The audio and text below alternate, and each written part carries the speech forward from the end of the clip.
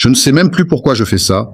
Peut-être pour vider ma tête, peut-être parce qu'écrire est le seul moyen de me convaincre que je suis encore là. Ce que j'ai vu, ce que j'ai ressenti, personne ne devrait vivre ça.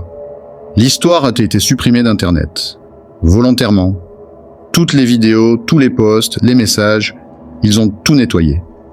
Mais moi, j'ai gardé la carte SD. La seule chose qu'on n'a pas effacée. Je l'ai trouvée au fond de la poche du sac de Dorian. 1 mois après, quand ils ont enfin rouvert la zone. Je suis le seul à être revenu. Ou du moins, ce qu'il en reste. Les gens me regardent comme un fou. Ma propre famille a arrêté de me parler. La psy m'a demandé si je souffrais de stress post-traumatique. J'ai dit non. Ce n'est pas du stress. Ce n'est pas un choc. C'est autre chose. Quelque chose qui est resté avec moi. Je me suis promis de ne plus jamais en parler, mais depuis quelque temps, je rêve encore de cette nuit-là, et à chaque fois, le rêve commence de la même façon.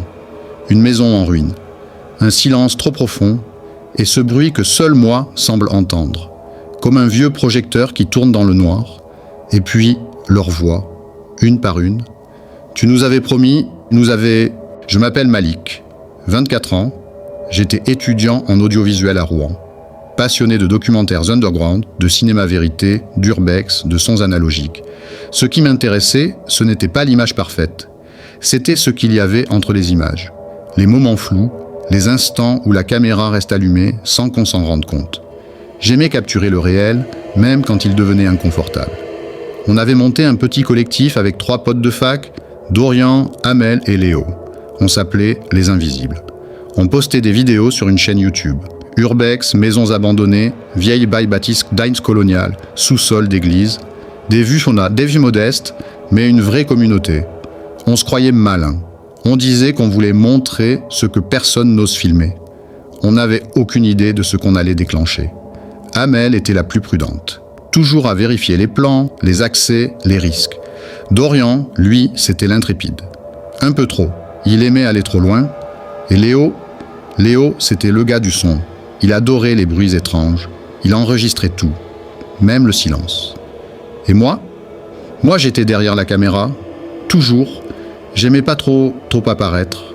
Peut-être parce que je savais inconsciemment que dans ce genre d'histoire, ceux qu'on ne voit pas sont souvent les seuls à revenir. Ce soir-là, on avait un plan simple. Filmer une nuit entière dans une bâtisse abandonnée à Saint-Léger-du-Bourdonny. Une vieille maison expropriée dans les années 80. Des rumeurs, bien sûr. Des gens qui auraient bien disparu. Mais pour nous, c'était du folklore. Juste une vidéo de plus. Mais c'était la dernière. La maison se trouvait à l'orée d'un bois, derrière un lotissement inachevé. Pas de route directe, juste un petit chemin de terre, noyé dans les herbes hautes. Elle n'avait pas d'adresse. Pas sur Google Maps. Rien. Juste une structure en ruine que les anciens du coin appelaient la Grange Rouge, même si elle n'avait jamais été peinte. On est arrivé vers 18h. Le soleil tombait lentement, un silence pesait déjà sur les lieux, presque artificiel. Pas d'oiseaux, pas de vent, juste ce silence, compact. Comme si l'air refusait de vibrer. Dorian a été le premier à rire. C'est parfait. On dirait un film d'horreur. Moi, j'ai juste hoché la tête, mais intérieurement, j'avais un nœud dans l'estomac, pas de peur, pas encore, juste cette sensation que quelque chose n'attendait que nous. La façade était dévorée par la mousse. Une porte entr'ouverte grinçait doucement avec le vent, comme si elle invitait. On a installé les trépieds, les caméras à infrarouge, les micros directionnels. Léo a commencé à capter des sons, un tic-tac lointain. Comme une horloge alors qu'il n'y avait aucun meuble. Puis un bruit sourd, répété, une chose qui heurtait le sol à intervalles réguliers, mais qu'on ne voyait pas. Amel, elle, restait proche de la sortie. Elle disait que l'air sentait bizarre, comme du papier brûlé ou du cuir moisi. Je me suis baladé à l'étage avec la caméra principale. Chaque pièce semblait identique, vide, et pourtant, à chaque pas, je sentais comme une résistance dans l'air, comme si quelqu'un ou quelque chose attendait dans les murs. À un moment, j'ai pointé la caméra vers un miroir brisé dans la chambre du fond. Et pendant 1 seconde, dans le viseur, j'ai vu quelqu'un debout derrière moi, mais quand je me suis retourné, il n'y avait rien. Dorian a crié depuis le rez-de-chaussée « Ça y est, on commence le tournage ». J'ai éteint la caméra, mais à cet instant précis, dans le silence, quelqu'un m'a murmuré à l'oreille « Tu veux filmer ? Très bien, mais filme tout ». Je n'ai jamais su si c'était dans ma tête, mais j'ai recommencé à enregistrer. Et cette fois, je n'ai plus arrêté, la nuit est tombée d'un seul coup, sans transition, comme si quelqu'un avait éteint le monde. La lumière rouge des caméras devenait notre seul repère. Les murs semblaient se rapprocher, et cette odeur, mélange de vieux papier humide, de métal rouillé et de terre fraîchement retournée. Dorian parlait fort pour masquer le malaise. Il lisait des anecdotes paranormales à voix haute, caméra à la main. Léo plaçait ses micros dans les coins, concentré, sauf qu'il avait arrêté d'écouter. Ses écouteurs restaient posés autour de son cou, il n'écoutait plus rien. Il avait peur, mais il ne voulait pas l'admettre. Amel, elle, restait dans le couloir. Elle regardait fixement le plafond. Je lui ai demandé ce qu'elle faisait, elle s'est répondu « Il y a quelque chose qui marche là-haut ». Mais l'étage au-dessus n'existait pas.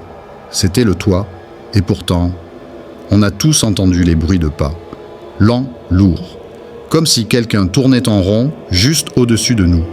J'ai continué à filmer, mais l'autofocus de ma caméra refusait de rester stable. Elle tremblait. Elle cherchait quelque chose dans le vide, puis on a entendu la porte d'entrée claquer, violente, comme si la maison venait de se refermer. Léo a bondi, il a couru jusqu'au seuil, a tenté d'ouvrir, impossible. Elle était verrouillée de l'intérieur, mais il n'y avait aucune serrure. Dorian, lui, a commencé à avoir des vertiges. Il s'est appuyé contre le mur, les yeux rouges. J'ai l'impression qu'on me regarde, en boucle, depuis tout à l'heure. Je me suis mise à tourner sur moi-même avec la caméra. Et là, dans l'écran, quelque chose a bougé.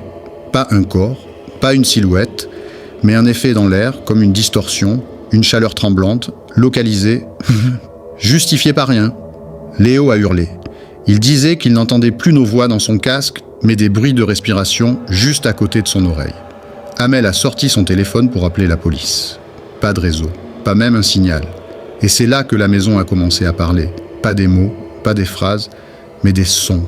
Des clics, des claquements de langue, des bruits de bouche dans toutes les pièces à la fois, comme si elles imitaient notre peur. Et puis, l'éclairage infrarouge a sauté. Tout est devenu noir. Quand la lumière infrarouge s'est éteinte, on est resté figé. Plus rien, juste le noir. Un noir dense, organique, presque vivant.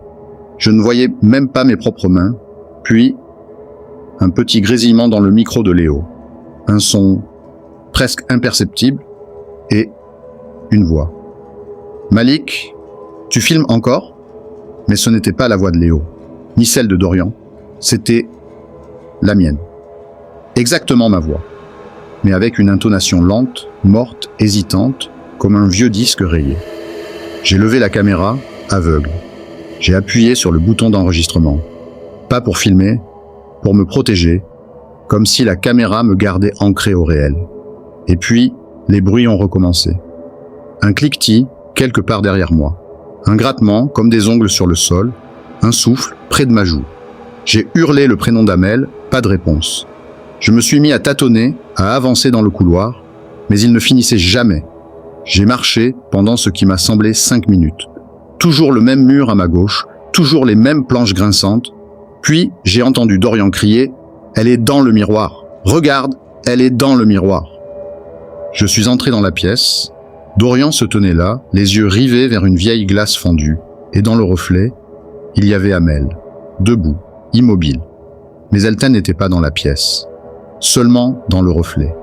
Elle nous regardait, bouche entrouverte, les yeux éteints, et sur le mur, à côté du miroir, quelqu'un avait écrit en lettres rouges, tremblantes, « Arrête de filmer ». Dorian a voulu briser le miroir, mais avant même qu'il ne l'effleure, il a été projeté en arrière, littéralement arraché du sol, comme si la pièce le recrachait. J'ai reculé, caméra tremblante.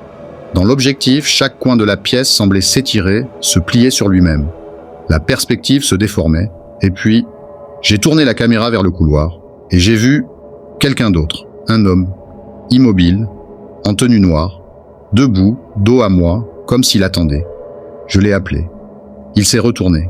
C'était moi, mon visage, mais sans yeux.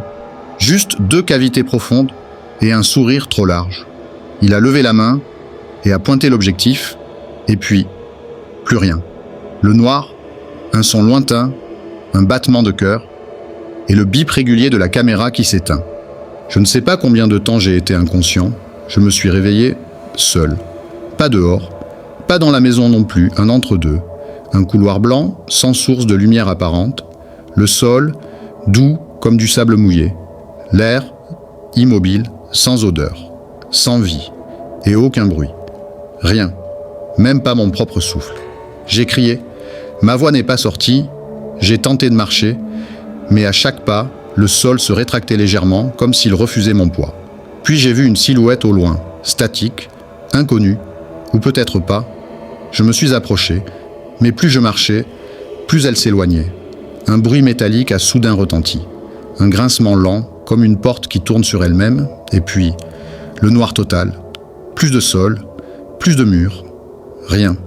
Juste ce battement sourd quelque part au fond de moi, et pour la première fois depuis que je suis là, j'ai eu froid. Un froid sec, silencieux, pas comme le vent, comme un regard ancien posé sur ma nuque, et j'ai compris. Je ne m'étais jamais réveillé. Je suis encore là-bas. Je suis rentré chez moi, je crois. Il faisait jour quand j'ai rouvert les yeux, couché au milieu du terrain vague. La maison avait disparu, pas effondrée. Disparu, plus de murs, plus de débris, juste une surface plane, lisse, comme neuve. Et aucun de mes amis, la police n'a rien trouvé, pas de traces, pas de vidéo, rien dans la carte mémoire. Juste un seul fichier, 12 secondes, un bruit de fond saturé, et à la toute fin, ma voix murmurait. Ne reviens jamais. Les familles ont fait des recherches. Amel, Dorian, Léo, tous portés disparus. Moi, je suis resté en observation pendant un mois, silence complet. Je n'ai parlé à personne, pas parce que je ne voulais pas, parce que j'avais peur de ce que j'allais dire. Depuis, je vis seul. Pas par choix. Parce que les gens disent que ma caméra s'allume la nuit toute seule, que dans certains de mes plans fixes, on distingue 4 silhouettes.